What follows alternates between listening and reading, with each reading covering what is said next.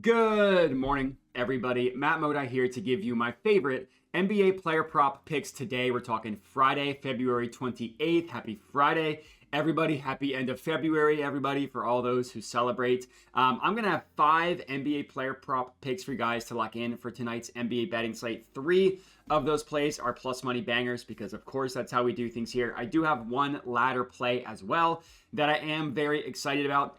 I also have a couple leans to give you guys as well, stuff that I'm not actually betting, but plays that I was debating just in case you want to kind of throw them all in or anything like that.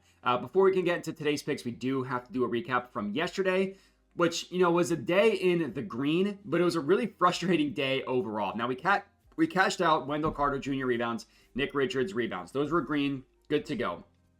We lost CJ McCollum points. I had him 20. He scored 19. That always sucks. And then I had Brook Lopez 3-pointers. Now, whether you took over 1.5 or whether you took 3+, you got an L because you only ended the game with 1. The reason why I say it was frustrating was because he hit a 3-pointer in the first 3 minutes of the game. So I thought we at least were going to get the 2 number. That didn't happen. So if you only bet the latter, the 3+, you were up 0.85 units yesterday. If you unfortunately took the 1.5, you were up 0.05 units. So obviously, it depends what you were able to take. I took the ladder play at 3+ because I can't really use Hard Rock. So luckily, I myself was only down or up. I was up. Let me be clear. I was up 0.85 units yesterday, but it was really frustrating. We were, especially after how the past 3 days had gone. I thought we were going to get some good luck yesterday. Didn't happen, but that's okay. That's the nature of the business. On the entire season, we are up a little bit under 24 units on the year, which is a fine number. It's not something that I'm super happy about, but I'll take being up betting every day on the NBA. So appreciate all of you who has been rocking with me. Remember to like the video, comment, subscribe. I'm going to share my screen, go through Props Madness, my favorite NBA betting tool. I go through them in every video. If you haven't signed up yet, or if you're new and you want to sign up, I put a link in the description of the video. If you do sign up, I would appreciate it if you used the promo code MyLastNameModi, M-O-D-I, just because that helps me out. So if you want to support the channel, go ahead and do that. If you don't, totally fine. Let's talk bangers. Play number 1 is actually my ladder play as well, and I'm just going in order of the games from the earliest to the latest, so there's no favoritism here. My ladder play is in this Nuggets versus Pistons game, and it is a Jalen Duren assists ladder. Now, I can't promise, or I can't say that a lot of people have talked about doing a Jalen Duren assist ladder, but that's what makes us different. Over 2.5 is priced at -145. I'm not touching that. That's too rich for my blood. So the way I played it was I took Jalen Duren 4+ assists, which is at +162 odds at FanDuel. I put 3/4 of a unit on that bad boy. And then I took him 5+ assists for a quarter unit +350 odds at bet 365. Now, I'm going to have a graphic at the end of every video, or at the end of this video, and also every other video, listing every single play that I'm on. So if you're ever confused about the specific plays or the odds or something, you can go back to that. But that's how I'm playing it. So it's 4+ for a 3/4 of a unit, 5+ on a quarter unit. This is all play. Number 1, he's been really, really good as a playmaker recently. Now, if you look at the entire season, you're not going to be that impressed. He's gotten 4 assists in 13 of 15 games and 5 assists in 9 of 15. Now, 2 reasons why I'm on this play. Number 1, recent playmaking. So we look at the entire season. Yeah, that's not that great. Well, let's look at the last 15. 5 assists in 7 of 15 games. And really, it's 7 of 12. Now, obviously, that is a recent sample, but it's a recent sample that is important because he's been doing it in all the really, really good matchups, especially the 4 number. So the 4 number in 8 of 12 games. And the really good matchup, that's what we have here, going up against the Denver Nuggets, who are the assist team for centers. As you can see, 14 of the last 15 centers have hit their assist prop over. And this number actually doesn't include Miles Turner, who we bet over his assists, who cashed for us just a couple days ago. Doesn't include him. But 14 of 15 is really, really good. And the reason why I like even the ladder play is if you go through each individual player and what their line was and stuff, 9 of the 14 that went over by multiple assists. So Mark Williams did not, but Karl Towns, yes. Vooch, yes. Sabonis, yes. Bam, no. Şengün, yes. Derek Lively, 2.5 over under 8 assists. That's what we're looking for, right? Jalen Duren's over under 2.5. If he can get to 8, that would cash out all of our ladder plays. Porzingis had 3 over under 1.5, and then Wemby didn't in either of his. He hit one, but didn't go multiple over. And then yes, no, yes, right? We see a lot of centers have success. That's the main thing. We go to this assist graph. It's a shot chart for assist. We see that 90% of Jalen Duren's assists come either in the restricted area, where the Nuggets are the 7th worst, inside the perimeter, or excuse me, inside, not on the perimeter. 28% of his assists, they're the 3rd worst defense there. 22% of his assists come from the above the break 3. They're the 6th worst defense there. So it's a really good matchup for his assist chart. And honestly, the Nuggets are a good matchup for every assist chart. So you could say that about any player that plays them because they're bottom 10 in literally every single category. But that's the main thing here is the matchup. You hover over this matchup here. Assists allowed, 30th. They allow literally number 1, the most assists allowed in the entire NBA. D rank versus DAZ, defensive rank versus his assist zone, number 1, which is the restricted area. As I mentioned, they're 24th. D rank versus position, how many assists do they allow to the position, in this case the center position, the 8th most, but as you can see, centers smoke their assist prop over against the Nuggets. So if you just highlight the games where he has had a positive matchup, like let's just look at bottom 10 in terms of total assists allowed. Yeah, you're going to see that it's only 6 of 12, but they've all come recently, right? He's missed it in the first, whatever this is, 6, and then he cashed it in 5 of his last 6. You want to go the opponent rank versus DAZ, which is his assist zone, which is the restricted area. You're going to see the same thing, right? You're going to see that he's hit it in 6 of his last 7. You want to go for teams that are bad against centers? It's the same thing. The bottom 10, it's 6 of the last 8. So when you look at his recent set of games and you say like, well, isn't this a little bit of an outlier? Well, you can make the argument that he's only, in his last 12 games, 8 of them have been in really good matchups. And in all 8 of them, he hit 4 or more assists. And in 7 of the 8, he had 5 or more. Another reason why I like this, and I know I'm kind of talking a lot here, but it's an assist ladder, so allow me to. Against the Clippers, only 2 assists on 7 potential assists. Against the Celtics, 2 assists on 5 potential assists. 5 isn't that great. 7's really good. And then his one matchup against the Nuggets this year, he did not get 4 assists. He didn't even get 3, but he had 6 potential assists. So if we just look at like, okay, how is he doing in games in which he has 6 potential assists, which is what he had against the Nuggets last time. He's hit 4 or more assists in 8 of 13 games and 5 or more assists in 4 of 13 games. So the number that he had against the Nuggets that he missed, he normally does hit.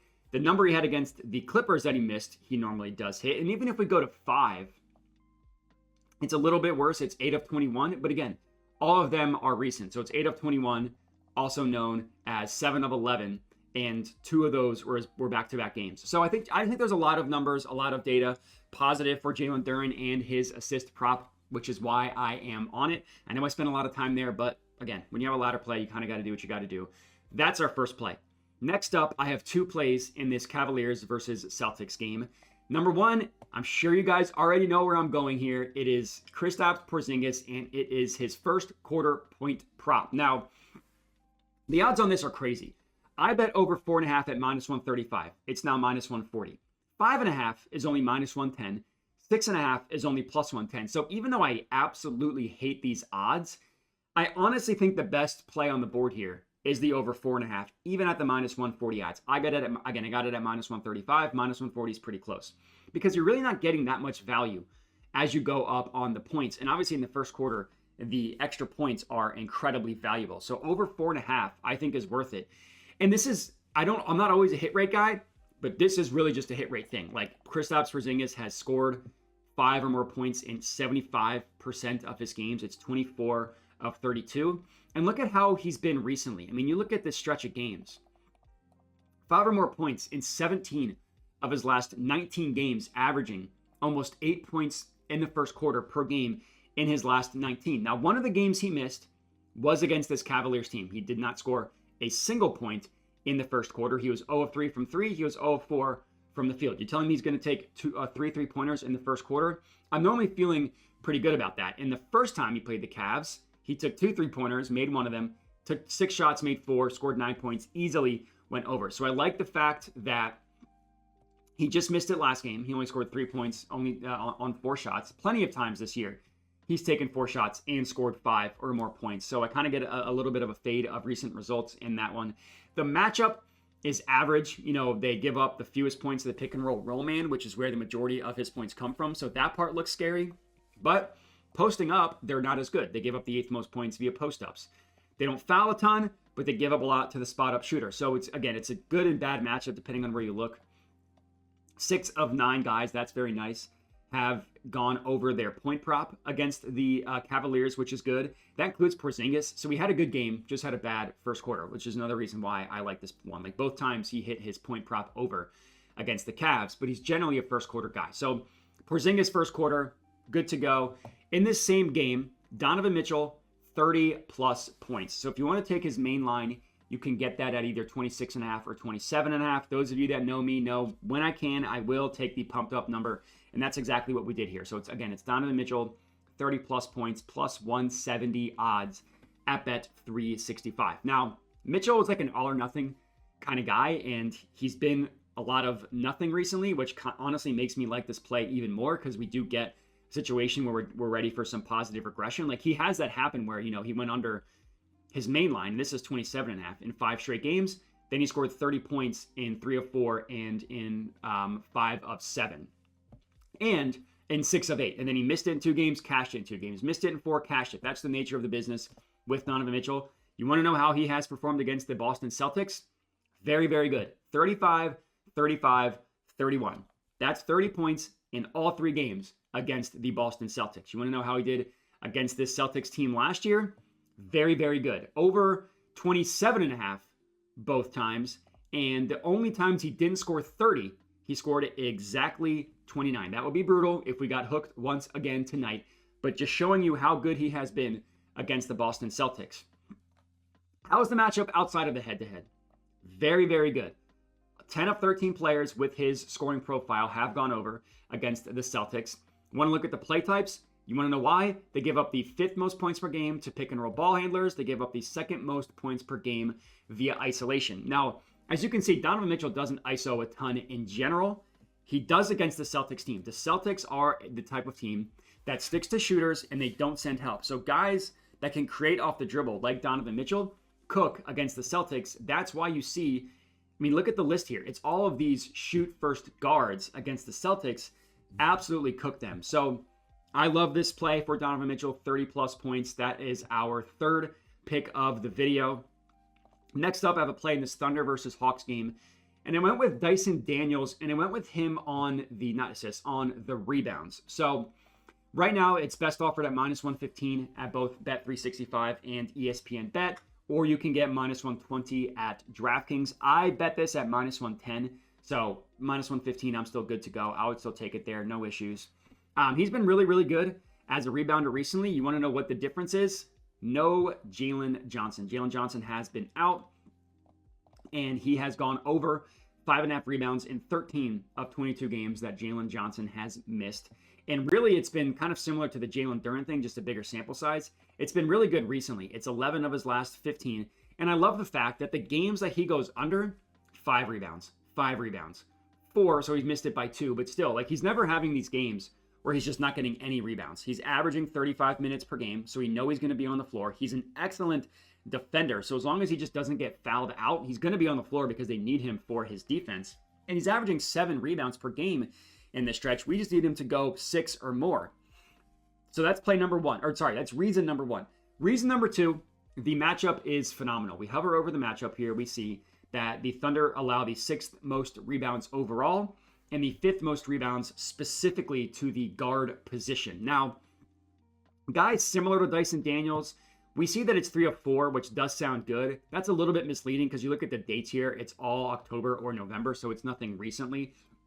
I do like the fact that when these two teams did play, Jalen Johnson did play in that game, but he had 8 rebounds on 13 rebound chances. That's very good. And to even further illustrate how good this is in matchup, so technically Dyson Daniels plays shooting guard. Now he's listed as a guard/forward. He's the shooting guard, right? Trae Young is the point guard. He's the shooting guard. I don't always love looking at positional stuff when it's looking at anything that's not a point guard or center, because there's a lot of nebulous positionless basketball between shooting guard, shooting forward, or excuse me, small forward and power forward. But just because it helps my argument, I'll make it. You look at the shooting guard position on hashtag basketball. We look at the last 30 days. Thunder have given up the 4th most rebounds to shooting guards in the NBA. We go to Fantasy Pros, another source giving us the same exact data, but sometimes websites track things differently. So I like to look at multiple.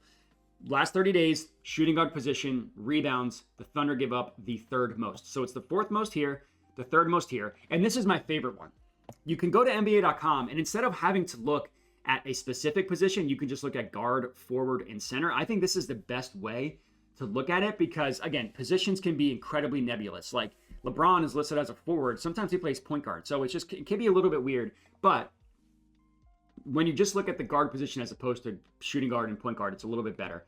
Over the last 10 games, which is roughly 30 days, a little bit more, or a little bit less than 30 days, I should say, the Thunder give up the 2nd most rebounds per game to the guard position. And we just look at the entire season, they give up the most rebounds per game to the guard position. So we're betting on a player in Dyson Daniels who's been rebounding more in general because of an injury. And we're betting on a player in a really, really good matchup. Those two things, good to go in my book. This is our 4th play. And then our last pick of the video is down in this Knicks versus Grizzlies game. And out with Ja Morant, and I took him 25 plus points again. I bet this last time Ja Morant cashed for us. Let's hope he does the same thing again. I got this at plus 135 odds at DraftKings. As you can see, you can bet his main line at minus 110. Again, to me, I think it makes more sense to go with his 25 plus for the way better odds than minus 110, or even like, 23.5 is only minus 109, minus 110. You're not even getting plus money for that. And Ja, more often than not, when he goes over, he scores 25. Like we see he scored 23 here, and he scored 23 here. Those are in tougher matchups. This is not a tough matchup. This is a Knicks team that gets annihilated by guards. We just bet a player against the Knicks, Tyrese Maxey, to score 30 points against the Knicks, and he came through. Looking at the play types, it's some good, some bad. I mean, transition. They can't guard transition at all. 8th worst transition defense, or 9th worst. Ja Morant, that's where the majority of his points come from. And pick and roll ball handling. Ja Morant, that's where the 3rd most points for him come from. They're the worst defense guarding pick and roll ball handlers. 8 of the last 15 point guards against the Knicks have gone over. And what I really like is this stat right here. This is Ja Morant in the restricted area. The Knicks allow the 8th most points per game, 7th most points per game to the, in the restricted area. That's a death sentence for Ja. Ja is going to attack the rim at will. So yeah, the Knicks don't foul that much. We see they only give up the 4th most via free throws. You want to know why? Because they're letting players score at the rim at will. And we hover over the matchup. We see a lot of green here. D rank versus DPT, defensive rank versus play type. As I mentioned, that's transition, green. Defensive rank versus DSZ, that's defensive rank versus his shot zone, which I mentioned was the restricted area, green. Defensive rating, Knicks have the 10th worst, green. Points in the paint allowed, yellow, but as close to green as yellow can get, 19th, so the 12th most. Defensive rank versus position, just the point guard position in general, 3rd most. Defensive rank versus DPT2, the most. That was the pick and roll ball handler. So you have to go all the way down before you see the first red thing for Ja Morant. So it's a really good matchup. And then the last thing I'll mention with Ja is I love the fact, A, that he went over last game, but look at how he went over. I mean, he's not going to get to the line 14 times and make 14. Of course not. But is he going to shoot 1 of 12 from 3-point range? Is he going to shoot 7 of 25 from the field? Probably not. So let's say he only gets to the free throw line 8 times, but he doesn't, he goes 10 of 25. Well, there you go. Those points have already canceled each other out. So it's a really good matchup for Ja Morant against a Knicks team. So I really like this one. That is our 5th and final official bet of the video. Now, in terms of some leans for you guys, Cade assists is a good play as well. I just was hoping this would be 9.5. 11 is a little bit too rich for my blood, even though we are getting plus money for it. I did mention when I talked about Duren that the Pistons are absolutely an assist team. So if you wanted to do a SGP, Cade 10 and Duren 3, I don't think that's the dumbest thing in the world. He obviously is capable of getting 10 or 11 assists, but I mentioned it's already a good matchup. But for the point guard specifically, it's not quite as good as it is for the center position. And I think that 11 is a little too rich for my blood without getting better odds. Like plus 114 is good. It's not good enough. Malik Beasley also has a really good matchup. They really struggle, the Nuggets do, guarding spot-up shooters and like off-screen dribble handoffs and all that stuff. But he just went 6 of 11 from three-point range. And we see that he's like kind of a hit-or-miss kind of guy. Now, he had a good stretch here and here, 2 separate times. But more often than not, he's like an every other kind of guy, which is what we've seen recently. Like 16, 24, 9, 26, 14, 24. So his over 15.5 at minus 103 honestly isn't terrible. But you kind of want to, I always get nervous betting on him when he's coming off of a good game. But it's a good matchup, so I really can't say anything about that. Cavs Celtics, I already have 2 bets, so I don't really have anything more. Thunder Hawks, I looked at, which I think is a really good bet, is Isaiah Hartenstein 10 plus points. So his over-under is 8.5, but you can get plus money for 10 plus. And like you can't look at his full season because Chet Holmgren is back. But if you look at him just with Chet, he scored 10 points in 4 of 6 games, and he's averaging 10 points per game. So it's not like he hasn't done anything since Chet came back. His minutes are down a little bit, but they're not terrible. I mean, averaging 25 minutes per game is pretty good. The matchup is about as good as you can ask for. You see, kind of similar to the Ja Morant thing, a lot of green. 4th most versus his play type. 5th most versus his shot zone. 5th most points in the paint allowed. A lot of green.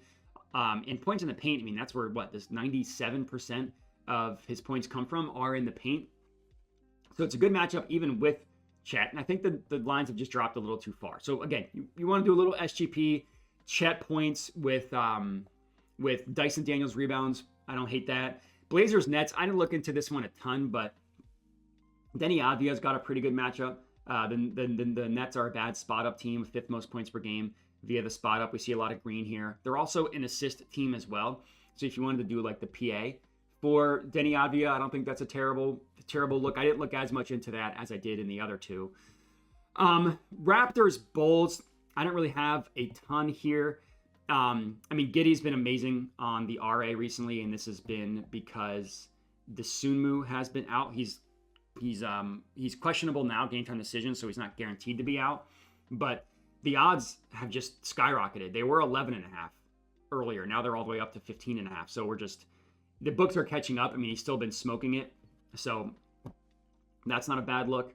And then quickly assists. You always want to target point guard assists against the Bulls, but Quickly's like done that 6 times this year. And if you look at games with Scotty Barnes, who's questionable, and RJ Barrett, it's 3 of 10. I just don't think the hit rate is quite there. Like he doesn't really do enough. And even his potential assists aren't that great. Like he averages 9 potential assists per game. And we need him asking him to get 7 assists is a little too scary for me. So I didn't actually bet it. Those are just, so the first 2 I talked about were ones that I actually like. These last 2, not so much. Same thing with Halliburton assists. It's a really good matchup against the Heat, 8 of 11. Point guards have gone over, but I mean, he missed it in like a zillion straight games, and now he's cashed it in 3 straight. I mean, 1 game, 32 potential assists, that's amazing, but 15 and 23 is also amazing. So if you think that Halliburton's back to how he was like at the beginning of the season last year, then this 9.5 for plus money is going to look like a gift. I'm not necessarily ready to buy that, and Halliburton's been so disappointing this season that I'm not necessarily ready to buy him continuing his assisting, and you're just begging for regression. I mean, he's yet to have 10 or more assists in 4 straight games this entire season. So I didn't really get there with that one. And then nothing really in these last 2, Wolves, Jazz, and Clippers, Lakers. The only thing that I wanted to mention in this Pelicans-Suns game is Bradley Beal points. This team literally just played last night. Literally last night, these 2 teams played. Bradley Beal missed that game, so maybe he's fresh. He was questionable. I think they probably sat him out thinking that he would play tonight. And Bradley Beal's been really good recently. So if you think that Booker and Durant maybe take a step back from scoring and that it's going to go to Beal, I think that there is some value there. So that one I actually did like. If I was ranking my 5 official bets, I'm on. Good to go, locked in, good to go.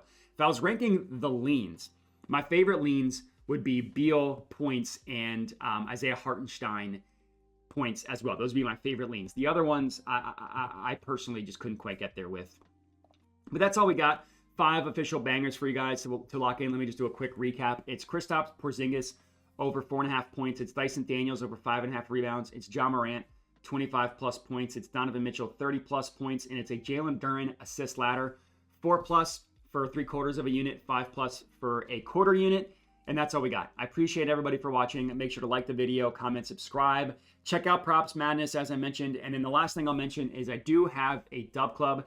It's just a service where I send my plays out to you guys if you want to tail. So if you're watching the YouTube video and the odds are different by the time you're watching it, that's why I have the Dub Club, so you can lock stuff in early. Or if you're not always able or don't always want to watch the YouTube videos, that's also why I have the Dub Club. So check that out, link in the description of the video as well as the pinned comment. But that's all we got. I appreciate everybody for watching. Make sure to bet responsibly and have a good one.